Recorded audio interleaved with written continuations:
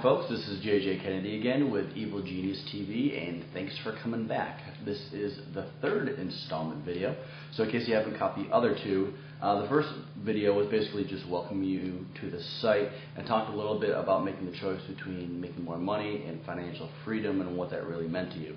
The second video touched on budgeting a little bit, but the ultimate goal of that video was to give you an indication of what your idea of financial freedom was, how much money you actually needed to achieve that, and then the rest of the courses of the video are going to be basically how to go about achieving that.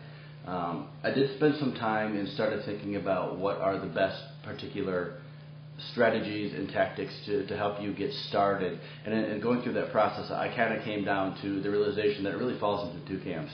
One camp is people who are just getting started, they don't have a whole lot of experience in anything, they typically don't have a lot of cash. The second group, where my expertise actually lies best, is the folks who are already established a little bit. They've already started the business, they've got the fundamentals down, they're just concerned about how to take it to the next level.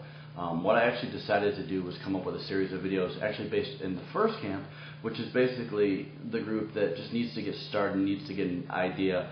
And my reasoning behind that is that ultimately, if I can help this group of people be successful, when we get to the next stage where I'm actually really good at, I'm going to be the go-to choice to help you kind of take your business to the next level. The reason that I started with the beginner path is because I'm actually, as I told you before, I'm currently working with one of the big gurus now and helping him build out some of his courses and some of his programs. In doing that, I have access to a lot of surveys and a lot of information from people just like you who are just struggling with their business, and there's a couple of themes that I seem to see coming. You know, certain problems that people are having time and time again, and the big list is I don't even know where to start. I know that I want to start making money either online or offline. I know I want to do my own thing, but I just have absolutely no idea where to start. The other question I see a lot is, what business do I start? So say I have certain strengths, which way do I do it? Do I do online? Do I do offline? Do I do information products? Do I outsource stuff? Just a lot of those type of questions. Another thing I see all the time is I have no cash. So I'm not sure if this applies to just students that are just out of school or folks that, you know, just because of their lifestyle, they want a new start, but they have the limitation that they have zero funds to work with. Which can be, in all honesty, a huge challenge to getting things done. So we'll try to talk about that a little bit more later. Another question I see all the time is, there's tons of gurus out there, there's tons of books, there's tons of information. How do I choose from the bazillion choices? I have a bazillion choices of businesses that I can start. I have a bazillion choices of tactics that I can use to do that. I have a bazillion choices of strategies that those tactics roll into. So there's just tons and tons of choices, and a lot of them, some of them are from, you know, shady individuals, but even when they're not, it's really hard to determine what are the ones that work well. You know, where is the best use of my dollar if I'm putting it towards education? And even if I'm getting the free tactics, you know, if I have 9 ways to do the same thing, which one do I choose and how do I go about doing those? So in thinking about that, I'm going to create just a series of videos that are targeted down the first path of people that are brand new, that don't know where to get started. And what we're going to do is just kind of run through the steps that I would run through myself. So we're going to try to get some case studies. I'm also going to try to get some folks that are actually, you know, experienced business players who have been through all these exact same things, you know, other than myself, and just, you know, grill them on how they did it, how they went about doing that, what they would do differently. At some point, all the entrepreneurs had the exact same problems that you're having. So the best way that I found to do that is to talk to people who have done it, and done it fairly well, and ask them how they did it, and find out what mistakes they made along the way, so hopefully you can sidestep them before you do them yourselves. So the kind of the plan that I was thinking of laying out is, first of all, find out what motivates you. And this may seem, the first couple are kind of touchy-feely stuff, but I feel that they're really important and further down the road. So the first step is what motivates you. What gets you up and going in the morning? What are the particular kinds of projects that you're going to be inclined just to want to do on your own, regardless if it's making you money or not? Everybody has certain things that motivate them to work, and just their goal setting. So the first step will be finding out what motivates you. Once you know your basic MO, Then you start to look in, what are your strengths? What are you particularly good at? You can make plenty of money doing products that aren't your strengths, but ultimately there are going to be roadblocks.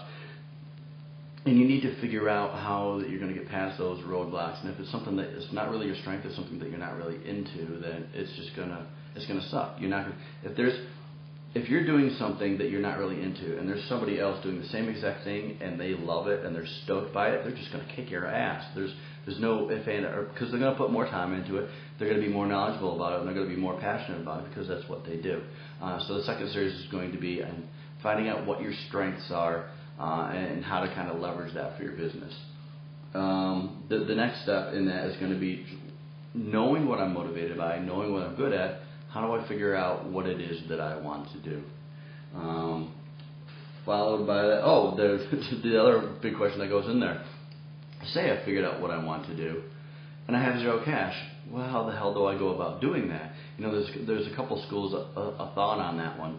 The traditional methodology is you want to focus on the things that you're strong at, and you want to not focus on the things that you're weak at. So that kind of implies that you need to outsource doing the things that you're not as strong at. The problem is, if I have no money, how do I outsource that, and how do I go about doing that? And ultimately, if I don't outsource it because I really have no options for money, how long is it going to take me to do these other things that I need to do? So we'll kind of get in depth in that a little bit more. And then I'm going to start to talk about two different types of business models. And just to briefly cover that here, there's a reactive model and then there's a proactive model. And everybody always says you want to be proactive, you want to be ahead of the market. But the reality of the situation is the proactive model requires A, that you have some cash because you're putting out something that people don't necessarily have a want or a need for yet.